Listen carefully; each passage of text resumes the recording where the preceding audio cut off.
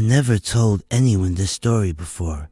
Not my children, not even my grandchildren. I kept it inside me like a burning coal, too heavy to hold, too dangerous to drop. I was just a boy when it happened, when they tore me away from her arms.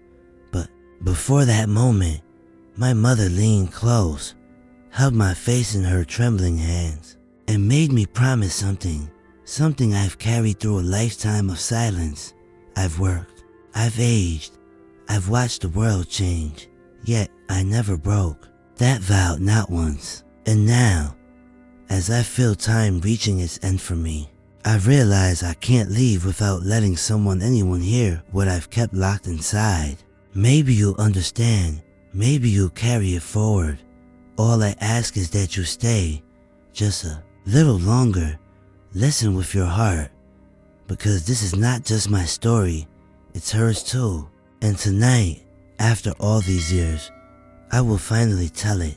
I still remember the way the air felt that night, thick, like it was holding its breath.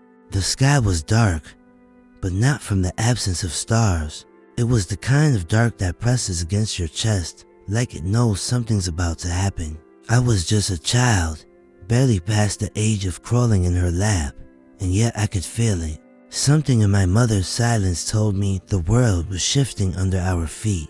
She didn't speak much that night, not at first. She just held me, tighter than usual, like she was afraid I'd slip through her arms and vanish. Her hands were rough from the work, cracked in places no one ever noticed but me. I used to trace the lines in her palms with my fingers, imagining they were maps leading us somewhere better. But that night, I didn't trace anything. I just lay there, pressed against her heartbeat, wishing it could last forever. Her breath was slow, but not calm. It trembled. I remember how her chest rose in tiny, shaking waves, and how every now and then she'd bury her face in my hair and stay there a long time, not saying a word. I didn't understand why she was crying without tears. I didn't understand why her body felt like it was saying goodbye, even though her mouth hadn't said it yet. All I knew was that something was wrong. She finally spoke when the moon was high. Her voice was soft, almost like she was telling a bedtime story. But I knew this wasn't one of those nights. You listen to me now, she said, brushing the hair from my forehead. I need you to remember something. I nodded, though my eyes were heavy. I was too young to know the weight of memory, but something in her voice made me focus, like my soul sat up even if my body stayed still, no matter what happens. She said, you keep a piece of me in you. You understand. I didn't answer. I think I was afraid. Her face moved closer, close enough that I could feel her tears finally fall. One landed on my cheek, and I still remember the warmth of it, the salt, how it felt heavier than a drop of water should. That was the moment she made me promise. The exact words are for later, but I'll tell you this, it wasn't something small. It wasn't the kind of promise a child should have to carry, but she looked at me with eyes full of storms, full of a kind of love that hurts to look at, and I said yes. I told her I would, not because I understood, but because I didn't want to see her in pain. I wanted to protect her, even if I didn't know how. After that, she held me so tight I could hardly breathe. She rocked me like she used to when I was sick, humming something low under her breath. It wasn't a song, I think it was just her way of keeping herself from falling apart. Her arms were strong, but they trembled, and in that trembling, I felt everything. Her fear, her sorrow, her desperation to hold time still. We didn't sleep. She wouldn't let me.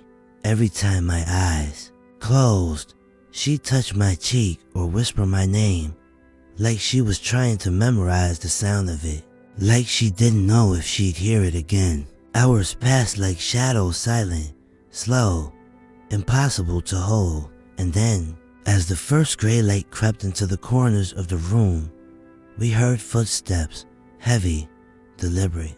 Not the kind that pass by, the kind that come for you. My mother flinched, but she didn't move away from me. She gripped me tighter, wrapped her body round mine like a shield.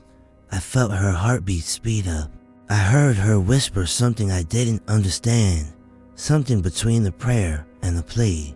Then came the knock, not loud, but firm, the kind that doesn't ask permission. My mother stood, lifting me with her. I wrapped my arms around her neck, hiding my face. I didn't want to see what came next. I just wanted her to hold me forever. But forever is not something we had. She whispered one last thing in my ear, the last thing she ever said to me while we were still together. I won't share those words yet. Not here, not now. Just know they carved themselves into my bones. And then the door opened, and the world I knew disappeared.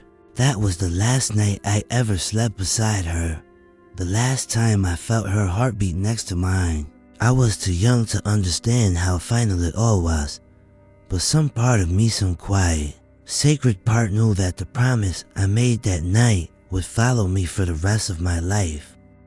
I used to think the worst kind of silence was the one that came at night, when even the wind held its breath and you were left alone with your thoughts.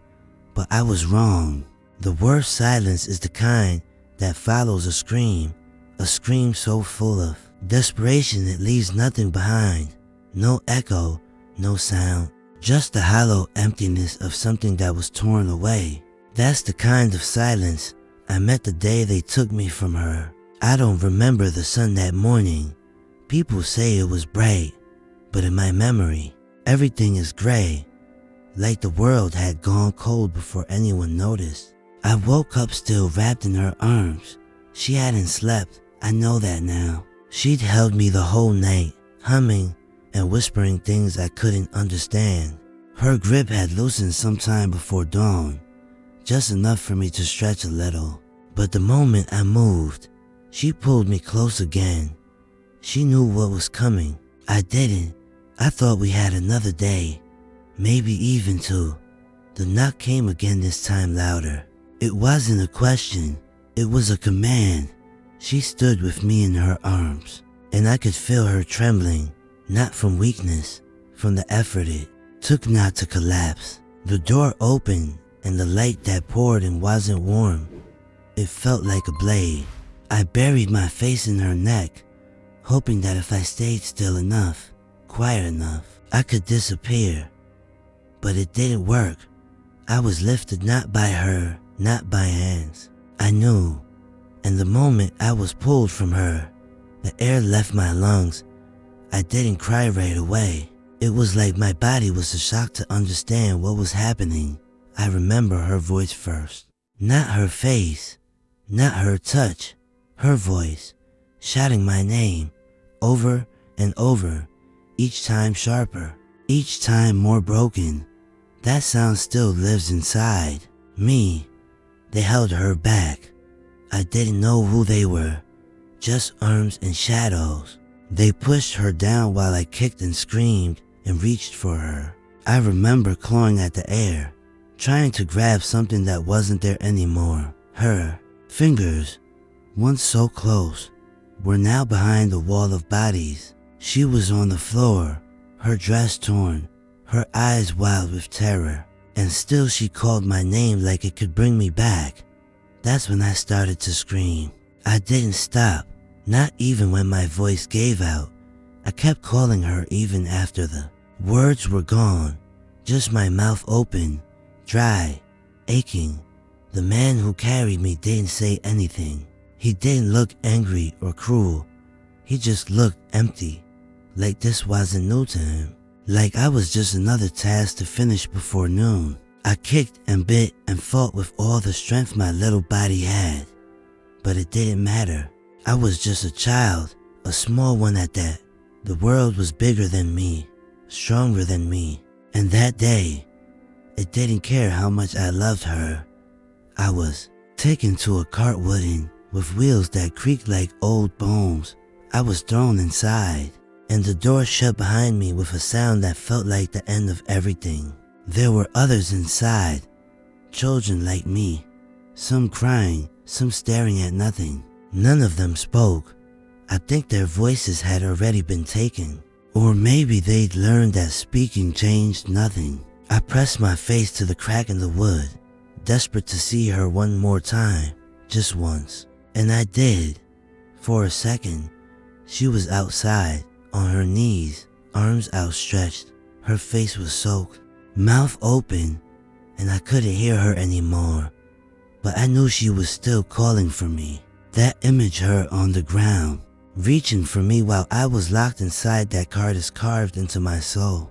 I never saw her again after that, never heard her voice, never felt her arms around me. One moment she was my entire world, the next, she was a memory I wasn't old enough to understand, but too broken to forget. They didn't tell me where I was going, didn't tell me why. All I knew was that I was alone now, surrounded by strangers. My body shivered, not from cold, but from something deeper. Like the warmth that used to live inside me had been ripped out with her. That night, I didn't sleep. I stared at the sky through the cracks in the wood, hoping maybe she was looking at the same stars, hoping maybe we were still connected somehow. I whispered the promise I made to her, quietly, over and over, like a prayer no one had taught me. And in that moment, I became something I never wanted to be: a child without a mother, a voice without an answer. That was the day they took me from her, but they didn't take her from me. She lived in every breath I took after that, and she still does. I spent the rest of my childhood trying to remember the feeling of her arms. It faded quicker than I expected. I thought it would last longer, the warmth of her, the safety of her voice. But memories are fragile when you're a child, and sorrow doesn't wait for you to grow up. After they took me, I was placed in a place that wasn't home. There was no name for it, no word that made it softer. It was a place where children moved like ghosts, speaking only when spoken to, and even then, only in whispers. I remember the walls more than the people, the way they closed in that night, and the way the ceiling above me always seemed too far away, like even the sky didn't want to come close. There were other children, some older, some younger, but no one touched, no one hugged. We learned early that touch could be taken from us, just like everything else. So we kept to ourselves, guarding the tiny pieces of who we were, afraid to lose them too. I would sit in the corner most days, silent, watching others move as if they had no bones, no weight. I was small, thinner than I should have been, and my eyes stayed low. If I looked long at anyone, I risked drawing attention, and attention, in that place, was a dangerous thing. Meals came when they came, never enough, never warm. We slept on old fabric stretched over wood, close to the ground, where the cold had no trouble finding us. No one tucked us in, no one whispered good night. Sometimes I'd wake up in the middle of the night thinking I'd heard her voice, but it was just the wind, or maybe a memory trying to crawl its way back into my heart. I missed her in ways I didn't have words for, not just her voice or her hands, but the way she looked at me, like I mattered, like I wasn't invisible. I tried to recreate her in my head, to build her again from scraps of memory. Her smile, the softness in her eyes, the song she used to hum, but the more I tried, the more the details slipped through my fingers. It was like trying to hold water in my hands. The harder I gripped, the more it disappeared, and that broke me in ways no one could see. I stopped talking for a while. Some thought I couldn't speak, others didn't care, but I just didn't see the point. Words felt too big, too heavy, and who would listen? No one asked me how I was, no one sat beside me, no one offered me anything but commands. I started to forget what it felt like to be touched kindly. My skin became something I carried, not something I lived in. And yet, despite all that, I never let go of the promise. I didn't speak it aloud. I barely understood what it meant at the time, but I repeated it silently every night before sleep, like a thread tying me to something real. That thread kept me from falling apart completely. It was the only thing that still belonged to me. One night, I remember sitting outside on a wooden step, staring at the sky. The stars were small that night, barely flickering, but I imagined she could see them too. I imagined her looking up, somewhere far away, thinking of me. That thought was the closest thing I had to love, and it had to be enough. I used to wonder if I'd done something wrong. Maybe I had misbehaved. Maybe that's why she didn't come for me. Maybe I wasn't worth the fight. That's what loneliness does to a child. It whispers lies until you start to believe them. But some part of me, the part she built with her stories and her songs, held on to something gentler. I believed she loved me, even when I couldn't feel it. Even when I forgot her face, I believed it. That belief became my shelter. I never stopped looking for her in the faces of strangers. Every new place they moved me, I'd scan the crowd, hoping to see eyes like hers. But I never did. She was gone, and in her place, there was only emptiness. A childhood without hugs is like a tree without roots. You can grow, sure, but you grow crooked, reaching for something you can't name. I became quiet, careful. I learned how to disappear in plain sight. I followed orders, kept my head down, did what was asked without question.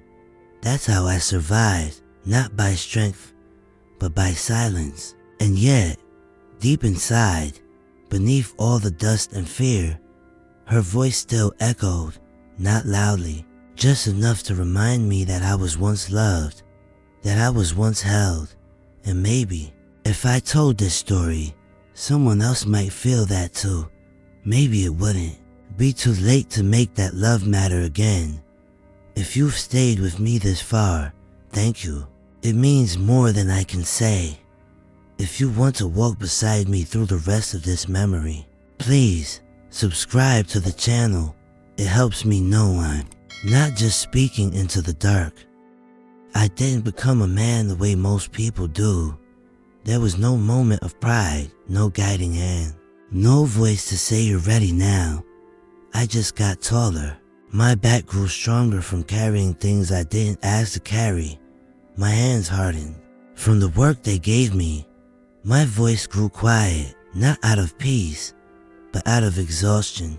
There was no ceremony, no passage. One day I was a boy crying for my mother, and the next, I was expected to act like I'd never known her, like she'd been a dream I had to forget. I tried. I really did. But there are things you don't forget, no matter how much the world tells you to let them go. I remembered the way her hand fit over my chest when she rocked me. I remembered how she used to wipe my tears with the edge of her sleeve. Those memories became both a gift and a burden.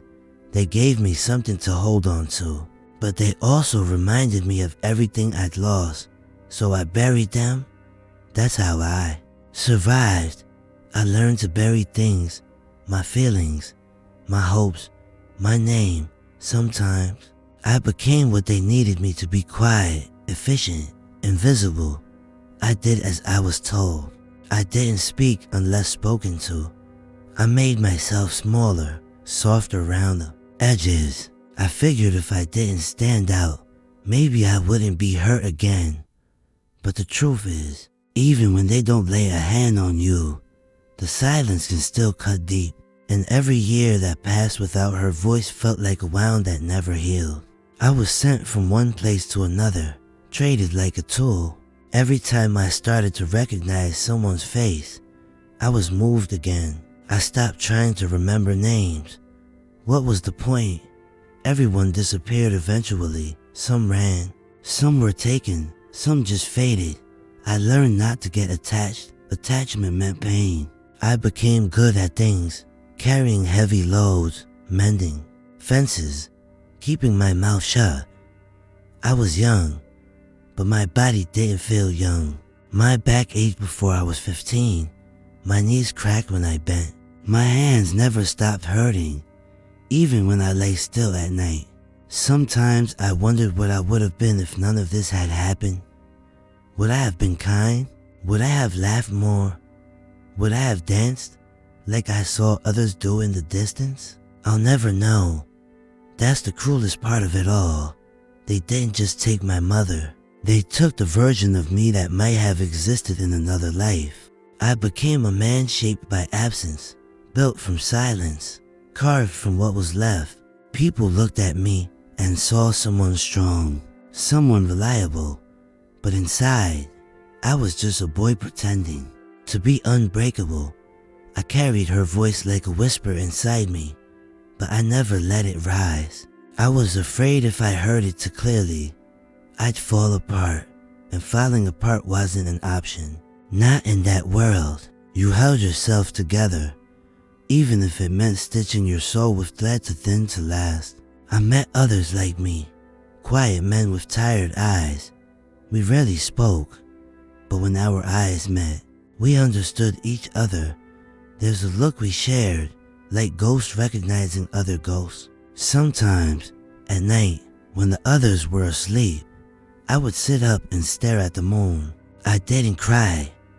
I had forgotten how, but I closed my eyes and whispered her name in my head. Not aloud, just enough to feel close to something real.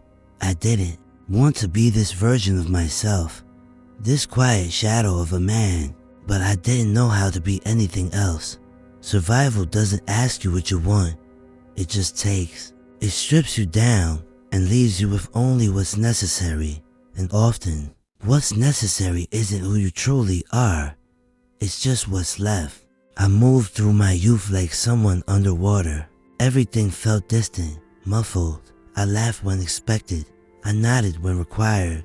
But the real me, the one she had once kissed goodnight, stayed buried deep, unreachable. I think the only thing that kept me from losing myself completely was that promise. Even if I couldn't always feel it, I knew it was there, a quiet fire that never fully died.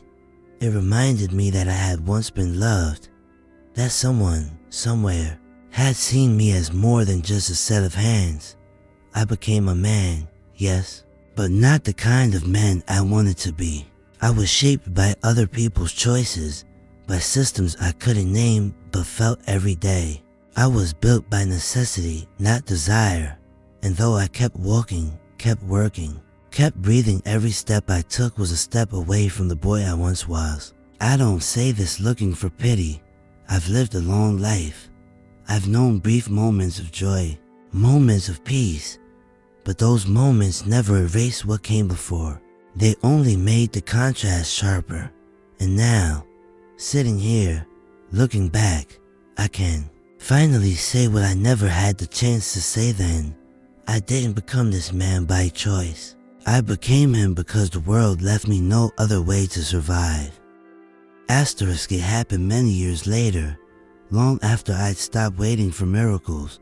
By then, I was a grown man in body, but inside I still walked with bare feet through that memory of being taken. Time had stretched itself thin over the wound, but never truly sealed it. I had learned to live with the silence, with the absence.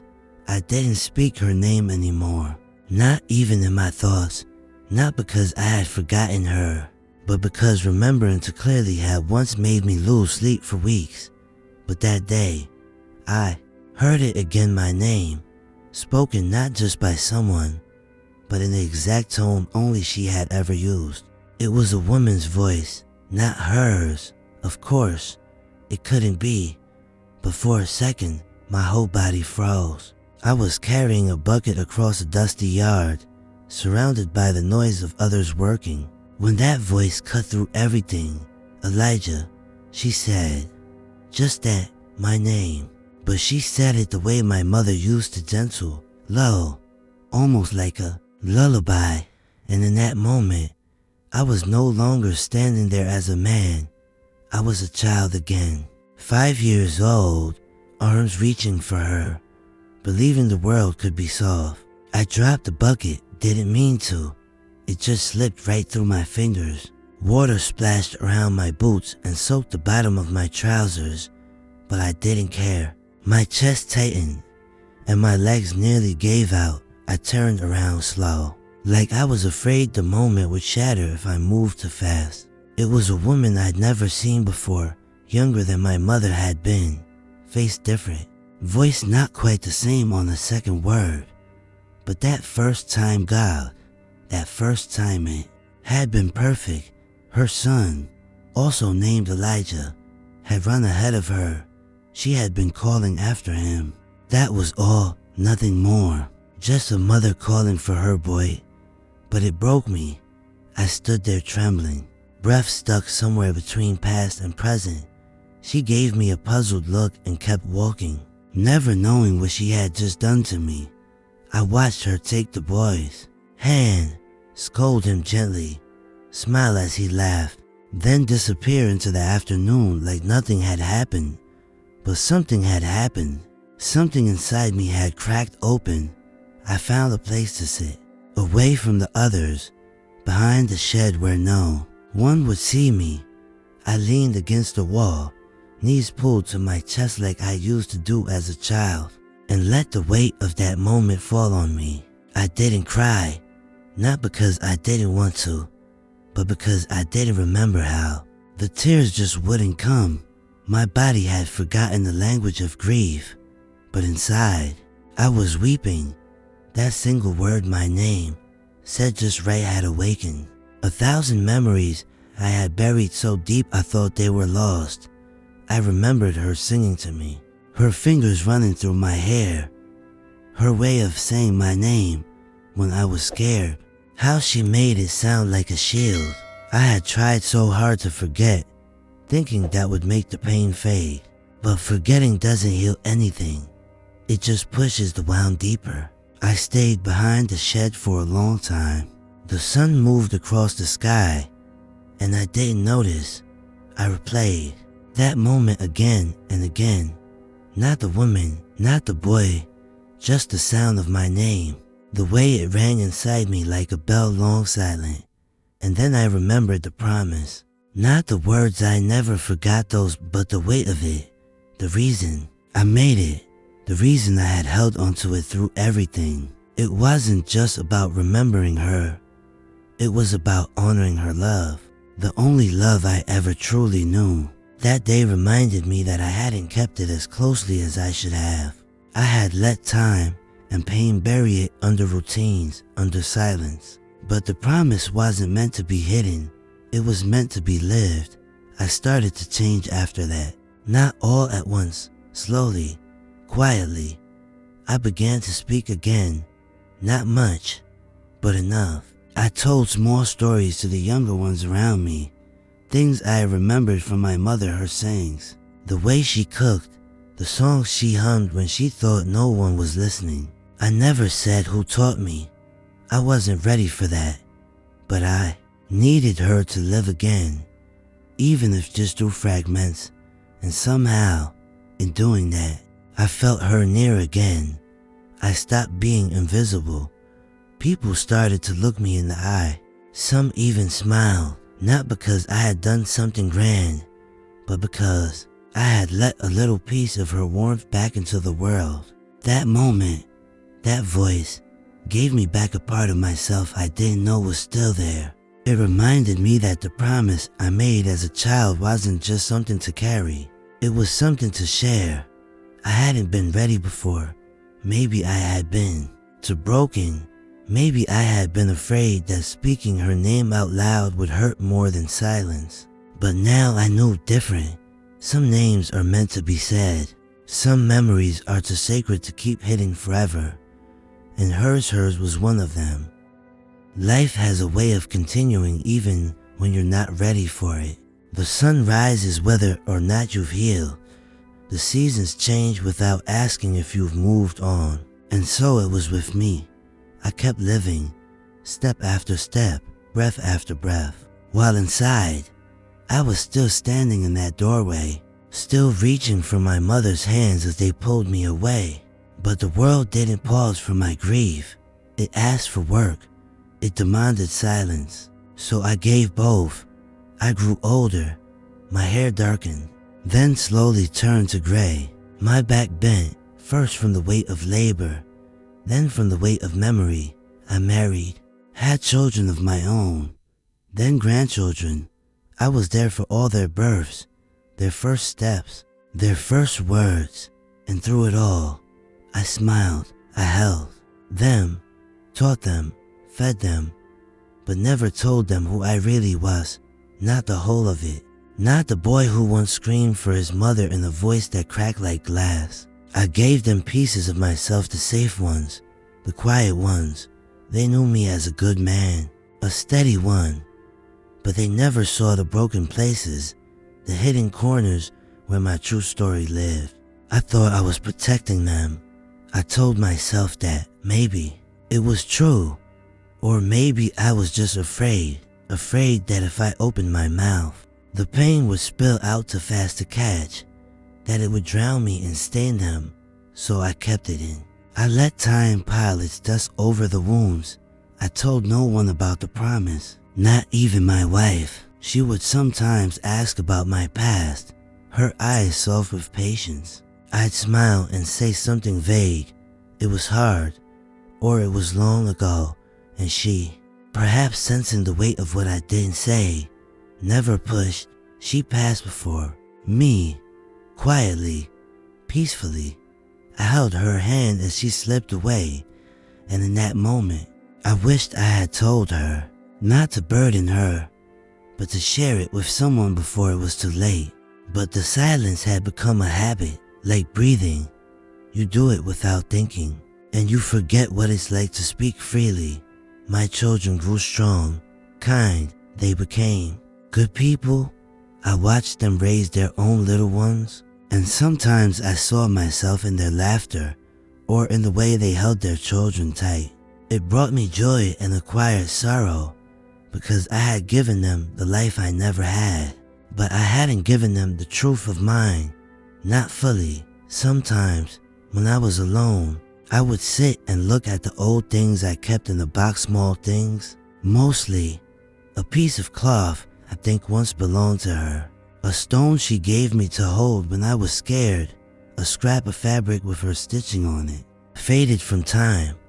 I run my fingers over them like they were pages in a book only I could read. They were proof that she existed, that she had loved me, that I had once belonged to someone, but no one else knew what they meant. They were just old things to anyone else, and I couldn't bear the thought that when I'm gone, they'll be thrown away like nothing, that she'll be forgotten, that my silence will have erased her. There were times, rare ones, when I almost spoke, when one of my grandchildren would ask why I stared at the sky for so long, or why I hummed that old tune under my breath. I'd open my mouth, the words trembling behind my teeth, but they never came out. I swallowed them like I always had, until one day, I looked at my own hands, old, cracked, the same way hers had been, and realized they had become maps too, like hers, not leading me anywhere now, but reminding me of where I came from. And I understood something. Silence might protect you, but it also buries you, bit by bit, year after year. And if no one hears your story, you start to wonder if it ever really happened.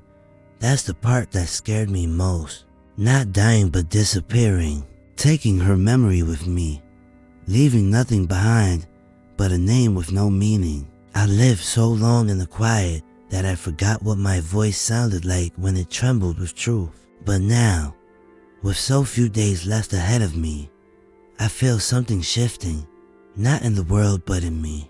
The silence is no longer comforting. It feels like a stone on my chest, and I don't want to leave this life carrying it any longer. I don't want to carry her memory into the dark without someone else knowing who she was, what she gave me, what I promised. I kept it to myself for so long that it became sacred. But sacred doesn't mean secret. It means worthy of being honored, being remembered. That's why I speak now. That's why I'm finally telling you all this. Because soon, I'll be gone. And when I go, there will be no more time to say her name. No more chances to pass her story forward. I lived a full life, a quiet one, a heavy one. But I remained silent for too long. And now, as I feel the shadows growing longer around me, I know the only way to keep her alive is to finally speak. To break the silence that once protected me but now threatens to erase us both. I made that promise to her with a heart too young to understand the weight of what I was saying, but it lived inside me through every storm and season of my life. I didn't know then what she was asking, not fully. I only saw her eyes, wide and shining, and heard her voice trembling when she whispered, "Promise me you remember, even if I'm not with you. Promise me you'll carry my name." And I said yes, because I thought saying yes would keep her close.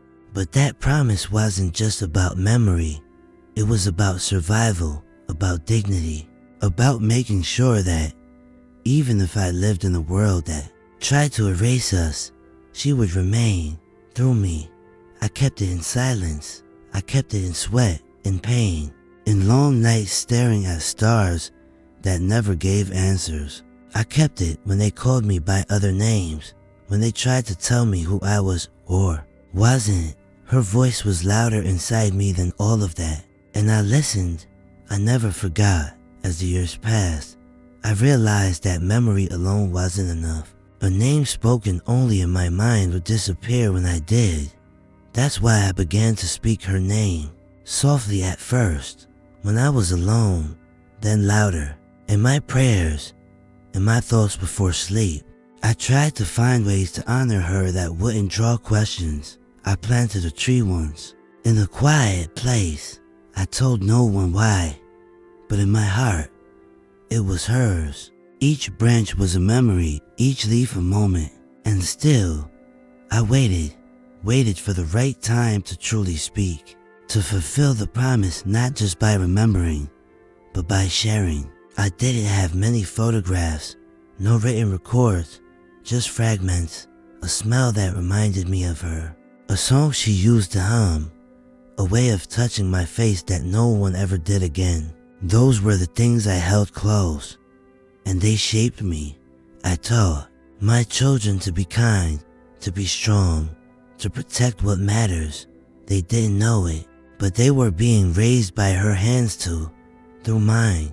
She never saw me become a man. She never met her grandchildren, but they all carry a part of her, because I kept her alive in the way I lived, and that was the promise. Not only to remember but to carry. Now I sit here, bones aching, time running thin, and I feel the edge of the world drawing near.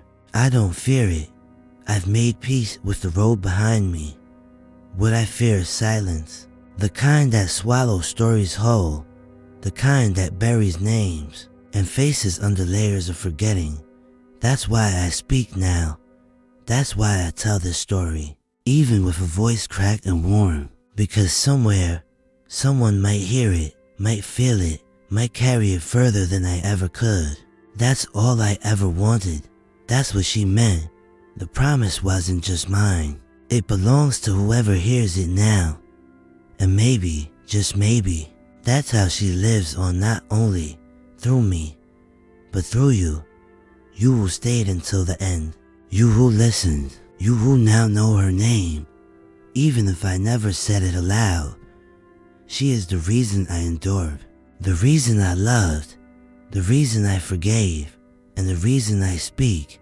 Now, after a lifetime of silence, I have nothing left to give but this memory, this truth, this piece of her, and I give it freely to you.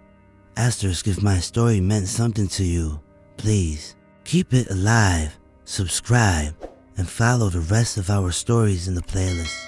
I'm trusting you now to carry it forward.